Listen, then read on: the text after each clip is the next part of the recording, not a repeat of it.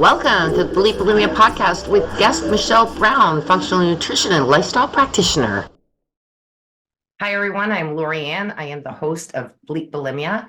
And today I am so excited to have Michelle Brown on. I literally reading what she has achieved is just amazing. She's a functional nutrition and lifestyle practitioner, a clinical herbalist, and also holds a certificate as a mastery level biology of trauma advanced provider. She also works with clients from around the world to address anxiety, depression, fatigue, and other chronic health issues from a root cause trauma-informed perspective. This approach addresses nervous system dysregulation and emphasizes the mind-body connection that allows true healing to happen. Thank you so much for being here.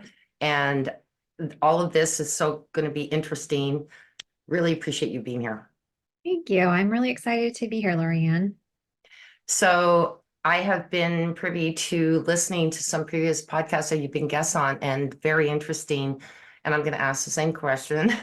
Yeah. How did you get into this? Because I think your story really is relevant to my listeners. Yes. Well, that's a great question. I think I always had an interest in nutrition and I wanted to do something along those lines, but it was really, yes, my own trauma story that brought me to this place of where I'm working with connecting this, biology, the nutrition with our nervous system and how that impacts our day-to-day choices, our eating, our energy, all our mood, all of these things. I've experienced my own eating disorder challenges as a teenager. And, it started out fairly simple, right? It's kind of innocently with trying to, it was the 90s, right? Like thin was in, and I was trying to, lose weight, which I didn't need to lose. And looking back, I really thought that's what I was trying to do. But interestingly, it was at a time when there was a lot of things going on in my family. Some trauma was unfolding in terms of, my mom's only sister was diagnosed with cancer, and over the course of about 9 months or so, she slowly, she passed away and got worse and worse until, she was. No longer with us. And this was a really challenging time for my family, my parents, my extended family. And I didn't know how to handle that. I feel like my parents, they're great people, but they just didn't know how to handle their own trauma. So they kind of just checked out. And, they were there, but it was kind of going through the motions. And in my sense of feeling overwhelmed and out of control with how life was unfolding, the only thing that I had to control was food, right? And so I started controlling what I was eating to the point of, under eating. And I was very underweight. I stopped having a period for over a year. My hair was falling out. That's when my thyroid issues really started. And the day of my aunt's funeral actually is the day I started binge eating, right? That was the day that it was almost like a switch that flipped from going to really restricting food to now just feeling out of control. And then I started binging and purging, and that lasted for a while. And it was a really scary, right? A really scary time where I felt out of control, a lot of shame. And it really wasn't until I started working with trauma and the nervous system as a health coach years later that I really began to understand what I was going through at that time and how my sense of overwhelm, the sense of not being safe, of not being heard and seen in my family was really at the root of these really trauma responses that were playing out in my body. And so understanding this nervous system piece can be really profound when we're dealing with some of these, unhealthy coping mechanisms like reaching for food, binging and purging, other types of eating disorders that might be showing up for us. These these are happening because we're dysregulated in our nervous system. We don't know how to shift that. It feels really uncomfortable. And the only thing we often know to do is that one thing that can help us feel regulated, and that's using food in order to do that, right? Yeah, and I would say that that's probably not just food. Some people it's other things, right? So Absolutely. this is a really good topic. And I remember also you were stating at one point in one of the podcasts you were a guest on, the comfort zone. Like I think that that is really big because I remember when I was bulimic, I would make food my mother made for me Mm. when I was a kid. And then I felt guilty because my mother made it out of love. I was making it out of a need. And Mm. then I was also throwing it up, which was almost disrespectful to her. And I Right. was all aware of that, which is weird. So this is interesting. So obviously there was something going on in my mind that I Mhm. didn't connect with. Yes, and something happening in the body too. And I think that's really an important connection to make because when we're in that place of not feeling safe in our body, of feeling like we're out of control, or feeling like often we think it's hunger, but it's this sense of anxiety or overwhelm.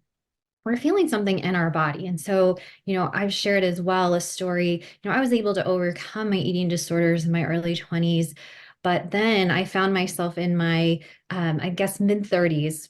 I have three kids. I was going through a divorce at the time. And I found myself back in the kitchen. I'd put my kids to bed at night, and then I would go into the kitchen, I'd grab a jar of peanut butter and a bag of chocolate chips, and I'd find myself just eating.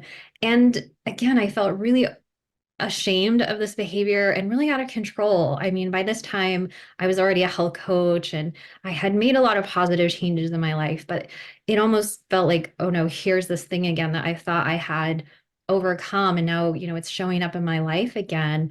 And as I began to explore that, this was right around the time I started learning about my nervous system and what I was actually feeling. And I recognize that if we think about what true hunger is, right, we might notice that we feel that kind of rumbling in our belly, right? That kind of clenching feeling of like hunger pains. And yet, if we think about a different emotion like anxiety, a really common one for some of us with these trauma-based eating patterns, you might feel, for instance, a pressure on the chest, right? Like a just pressing down kind of feeling. It's very uncomfortable, right? And maybe anger, right? Some people feel that in the back of their neck. They feel that tension, maybe in their head. And these are uncomfortable sensations that we're feeling in the body. So when we're talking about emotions, it's not just a thought pattern. It's actually something we're physically experiencing. And as I began to learn that, the next time I went into the kitchen to grab that food and soothe myself with it, I just stopped for a moment and I just noticed, what am I actually feeling in my body? And this was an epiphany for me, Lori. And I recognized for probably the first time in my life that I was not hungry. There was no true hunger in my belly. I was feeling this pressure on my chest, right? It was like just someone who was just standing there pushing into my chest. And I was amazed. It was the first time that I think I really connected to and felt what I was feeling in my body. And that was really a turning point for me.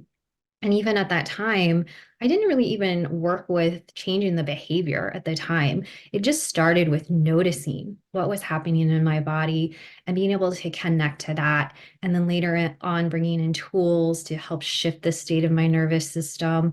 And of course, there's some biology pieces as well that can be related to this, that where we are prone to being very prone to overwhelm, right? Prone to going into more of a chronic freeze response. And we look at the biology, we look at what's happening in the body, we look at patterns in our nervous system that can be, something we developed from our family and from different experiences in life. And it's the intersection of these areas that we really find that ability to shift some of these thought patterns and behaviors and unhelpful coping mechanisms that might be showing up. I find that fascinating too, because I part of I'm going to be 11 February 11th is my 13th anniversary of being free of my bulimia, and so that's pretty exciting. You're pretty close to that anniversary, so thank you for being here. Uh, but the awareness is huge. Like, and I love that you said that. I think that that is something that is really difficult to become aware of. But once you are, because I still get those hunger pangs, like you said, and I want to eat, but then I think, am I hungry? I'm not hungry. Yeah. This is real. And I would imagine that that's how you help your clients to reach that point, because it's not easy. It took me years to get to that. Yes, absolutely. And it's why, again, it's not just one piece or the other, but it's where we can bring in that sense of safety into our body by noticing what's happening and, shifting that with certain like somatic tools, for instance.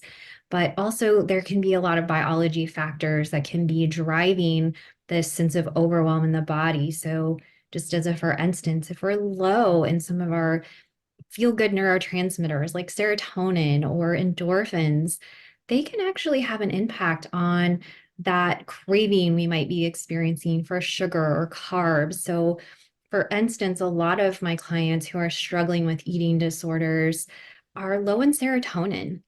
And this is going to cause someone to want to reach for food. They might be craving carbs in the late afternoon or evening, right? That was me. They may be low in endorphins. That was also part of what helped me to move forward with those unhelpful eating patterns in the evening was noticing what was happening in my body, but then also assessing my neurotransmitters and bringing in a little support there to shift those. And by doing those two things, I was able to actually really shift that behavior. So I know that most people may know, but some of my listeners may not know, how does serotonin and endorphins, if I'm even saying it right, how do they, what effect do they have on your body? Like, Yeah. I know, but my listeners may not know, and I'd love you to explain it. Yeah, that's a great question. So when we're talking about neurotransmitters, these are, I mean, there's all different kinds of neurotransmitters, but I focus specifically on what I like to call our feel-good neurotransmitters like serotonin, dopamine, endorphins, GABA. And it's really interesting how if we're low in these chemical messengers that are telling our body, for instance, that, we're safe, we're okay, we feel good in our body, that we're going to notice certain different patterns in our body and in our emotions. So, for someone who's low in endorphins, right? These are my clients who they really get a lot of pleasure out of like food or chocolate or watching Netflix or that runner's high that some people are addicted to by with working out. That's because when we work out, the body releases endorphins. So, we're really low in these neurotransmitters, then we're going to feel that. It's going to impact our emotions, even physically. Things like low GABA or low endorphins can lead to symptoms like just body aches and pains. Um, Trouble sleeping can be another issue with these low neurotransmitters. And again, they all show up in a little bit different kind of constellation of symptoms, which I think is really fascinating. And it's an easy way then to assess where we might be low in neurotransmitters. And, we can sometimes support that. And I've seen that really be a big piece to help people shift some of these unhelpful behaviors they might be kind of feeling like they're stuck in. And the other thing I think this is helpful to understand is that, again, we often feel a lot of shame, guilt, like we just don't have willpower when we find ourselves reaching for food. And yet, when we understand at a biological level that our body isn't producing enough of the substances we need to feel good and to control our behaviors, um, that's why these things are happening. And I feel like it takes away some of that maybe shame or guilt that people feel when they understand like, oh, this is just something that's happening. Just like if I'm low in iron and I'm going to be tired, right? I may need to go take a nap in the middle of the afternoon. There's nothing wrong with me as a person because of that. It's just a physiological issue that's happening in my body. If I bring that iron up, I'll have more energy. I might not need that nap. And in the same way, we can address some of these biological factors like low neurotransmitters. And in some cases, it really just makes all the difference in shifting these behaviors, especially for someone who, like they're really trying, they're trying all the things. They're going to counseling, they have accountability, they're doing all of the things. And yet it just feels like at this fundamental level, they can't change this behavior. And that's where I've seen that often the neurotransmitter piece can make a big difference.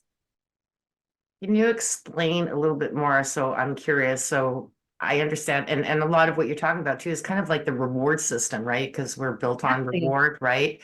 Uh, but in regards to how, eh, just a little bit of an explanation, how would you be able to help somebody who has those conditions of this? And of course, it's also connected to the brain. Obviously, everything is good. The body. I always like to talk to my body, and someone said, "You talk to your body." I go, "I do," because my brain needs to understand we have to work together. I know I sound weird, but I do. I love it. Um, but so they work together. So just curious as to what your approach is on this, because I think it's important to know. Yeah. So when I'm working with someone, I start with some assessments that I give them, and I'm happy to share my neurotransmitter assessment with your audience. But again, there's a certain constellation of symptoms around each of these neurotransmitter systems. And I mean, yes, there is some fancy, functional testing out there that we can run to see where these are at. But honestly, we can just look at how the behaviors, the thought patterns, are showing up for someone. And that gives me a lot of information about where they need some neurotransmitter support. So starting with that assessment, just giving me a better picture of what they're experiencing. And then with neurotransmitters specifically, there's a number of reasons why we might be low in these neurotransmitters. But some of the things that I'm looking at are, just our diet for one thing. We make neurotransmitters from amino acids. So as an example, with serotonin, we make that from tryptophan. And then we convert tryptophan into something called 5-HTP. And then our body converts that into serotonin, right? And so if we're not eating enough tryptophan, we're just not getting the building blocks to make serotonin, right? We're just going to be low right there in and of itself. And so looking at that, we can bring in tryptophan, of course, eating more protein. We get amino acids from protein. So I find that my clients who are struggling with their mood tend to do better with more protein in their diet. It's also going to help with blood sugar balance as well. That's another thing I'm always assessing. I find a lot of my clients have some blood sugar dysregulation happening in their body. And, these are my clients who feel really shaky or hangry, right? If they miss a meal, irritable, like they kind of just can't focus. And that's really a big piece of the puzzle because your body is going to send you a signal that you need to eat now when your blood sugar drops. And, the thing that I think is important to recognize is we can't just use willpower to overcome our biology. And we try, right? We try. We think if I just try hard enough, tomorrow I'm not going to eat that food. I'm going to promise myself. But if we have these biological things happening, we have blood sugar dysregulation, we're low in serotonin, you're going to have a really big fight on your hands to try to overcome your biology with your willpower. Instead, we can focus on supporting the biology with the diet, with, in some cases, certain supplements can be useful. I mentioned 5-HTP is that precursor to serotonin. We can actually take that as a supplement, a simple and inexpensive way to increase our serotonin levels for many women. So these are the things I would be looking at and starting with and just assessing what's going on, right? And this just based on your experience. What symptoms and patterns are you noticing happening? That gives me so much information about where to start. That's fascinating. And just, I know that you also deal with the trauma. So, uh, how does that come into to the whole process of how you're helping people? Because I know even little minor traumas along the way can add to a big one, and nobody, but that person won't know it because they're all little tiny traumas. It's like, when you're going shopping and you go, oh, I can use my credit card, and at the end of the month, it's only like $10, $20, but at the end of the month, it's 1,000. So it does hook up. And I love to bring that part up because a lot of people, when they say, I went through trauma, and some people have gone through huge trauma, and then someone goes, oh no, I had a great childhood. But there might have been some minor traumas that go along the way that they just don't notice because they're minor, but they are affecting the subconscious. Absolutely. I'm glad you brought that up. Because first of all, I think that a lot of people think of trauma as an event, right? The really terrible car accident we were in, or maybe we were assaulted in some way. And those are can impact our trauma response. But really, trauma is what our body is experiencing going through the event. And it's not so much about an event itself. And so yes, some people have experienced major trauma events that impact their trauma response, but you're right. A lot of us have experienced different traumas throughout life.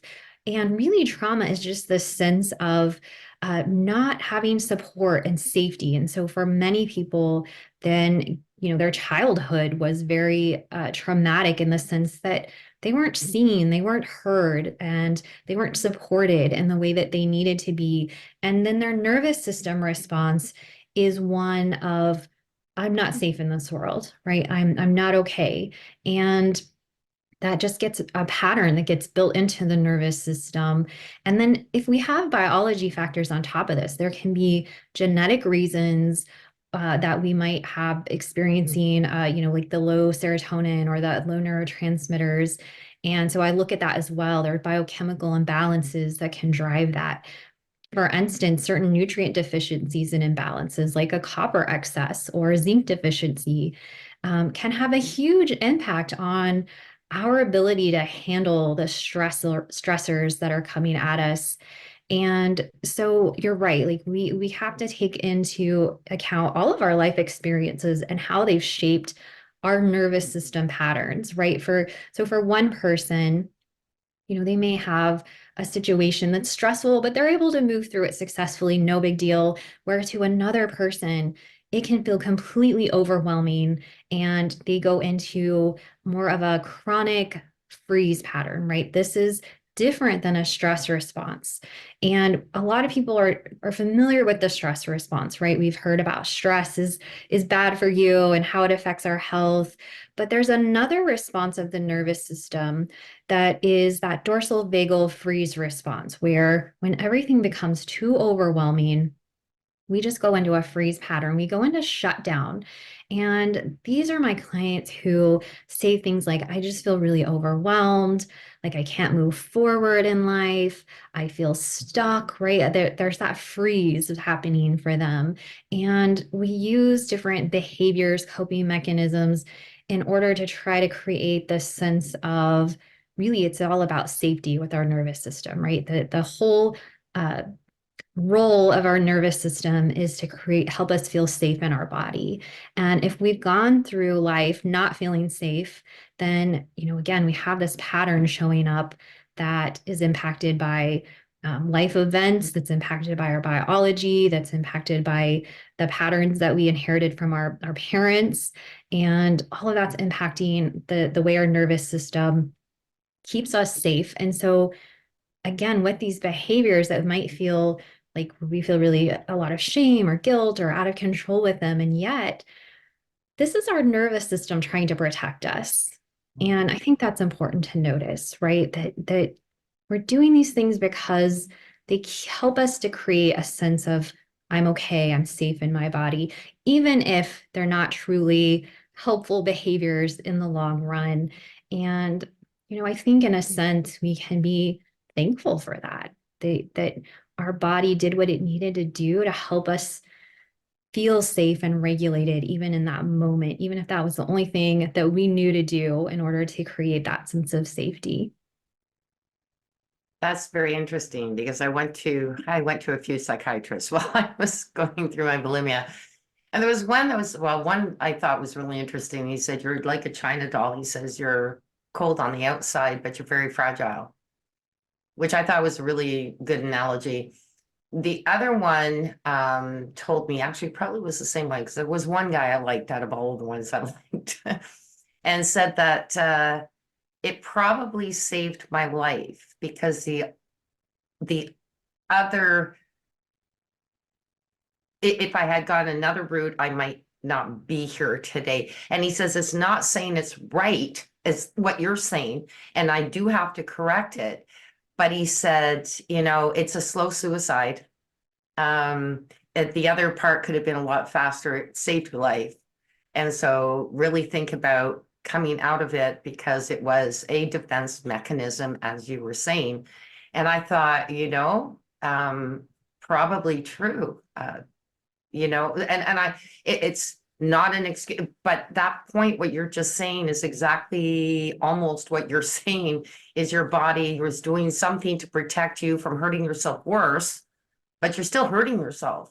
So you've got to get right. But at that particular moment, but 30 years is way too much to go doing that. You need to find someone like you, please, listeners, find someone like Michelle. And you don't want to go through 30 years and then also say, like, I have no regrets about my life, but I have a regret for all the time that my bulimia took away from the time I could have had a good time, where I could have been doing things instead of isolating and cocooning myself and using food as that excuse.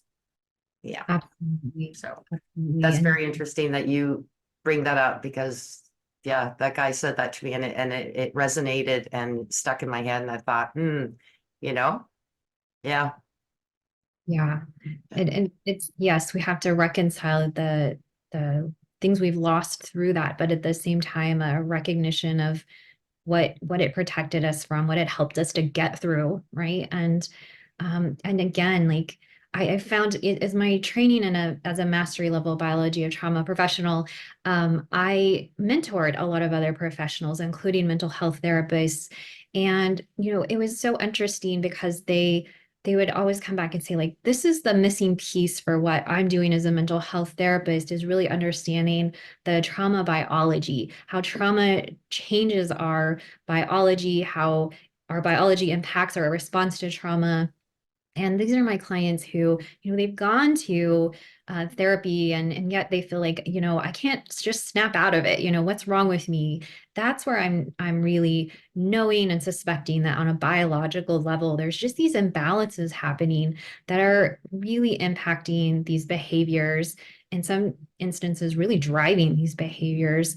And, I worked with a client recently who has experienced depression for many years. Binge eating has been a big part of her coping mechanisms. And as she came into my online course, actually, where, the first week I just start by teaching women how to recognize the state of their nervous system. And she reached out and she said, I'm just blown away. This is exactly what I've been experiencing for years, this chronic freeze pattern you're describing. And, when we first started working, she said, I'm not someone who's had a lot of trauma in my life, right? Like, I didn't have that big trauma event. I was never abused or assaulted or had a major accident. But she started to recognize that there were these patterns that were showing up in her life that really kept her from feeling safe and embodied, I guess is the word I want to use, right? And really being able to feel what's happening in her body. When we have experienced trauma, like I said, we're feeling something in our body, and it's usually something uncomfortable. And we often start to dissociate from our body at that point. We stop, we don't want to feel those uncomfortable feelings. So we do something else, right? We eat, we maybe have other unhealthy coping mechanisms. We just check out with Netflix, whatever it is, because that way we don't have to sit there and feel what's happening in the body and feel that discomfort. And so by working with that biology piece and really shifting the biology, the neurotransmitters, maybe addressing nutrient deficiencies or imbalances, biochemical imbalances, like I have just seen it really shift my clients' ability to be in their body, feel what they're feeling, and shift that for themselves. And it's been like this missing piece for so many of my clients who have struggled throughout their life with anxiety or depression or eating struggles or other chronic health issues, right? There's a big link between trauma in our life and chronic health issues, like autoimmune conditions, for example. So it's really fascinating as we start to support that biology. We're increasing our capacity of the nervous system to handle the stress, to handle whatever comes up in life, whether that's the day-to-day things or those bigger stressors that often overwhelm us and tend to be those things that put us into that spiral of reaching then for those coping mechanisms. I love it. It's like you're speaking to a lot of people speak to the mind, you're speaking to the body. And we Yes. said the body and the mind are together, but you're also like by helping to heal the body, the mind is also being healed as well. And I know that for sure.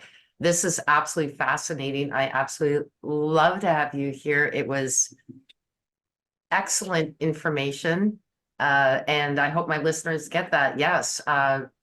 I do believe that there's biological issues that happen that are not looked at. A lot of people are more looking at the brain and what are the psychological issues, but they are, and thank you for being here because I think you're the first person who really explained the biological issues. I know I had an aunt and she was bulimic, but people back then, I mean, I'm 61. Think about a 90-year-old back 30, like no one knew about bulimia. No one knew about even anorexia. And it's been around, but Karen Carpenter brought it to light really back in the 1980s. But right until the 1990s, there wasn't much about bulimia, a lot about anorexia. And so I really do believe the biology of it too is very, very big too. And I thank you for bringing that up. That's just amazing. I'm so glad I had you on my show today. Really appreciate you, Michelle. Thank you. I appreciate that. I'm so glad I could be here and share this with your audience. And again, I have that free guide that you can use to assess your neurotransmitters. And there's some tips in there on where to bring in some support. And I find that's a good place to start because in many cases, you can see a shift in, again, that capacity of your nervous system for handling the stress and overwhelm fairly quickly by supporting those neurotransmitters. So I hope that's helpful. Beautiful. But now I need my audience to know where to find you. Yes, you can find me online. I'm at botanicea.com. And so I can share those links with you. You can also reach out to me at michelle@botanicea.com if you have questions. I'm happy to support you if you're needing, if this biology piece is resonating with you and you're needing support. But again, yeah, starting with that guide, I think will be a good place to look at what's really going on with your nervous system biology. Fantastic. Thanks again. I appreciate you. Might just have you back on sometime in the future. Sounds great. All right. All right. Thanks again, Michelle. Have a good day. You too. Thank you for listening to this episode. Be sure to visit me at bleepbulimia.com.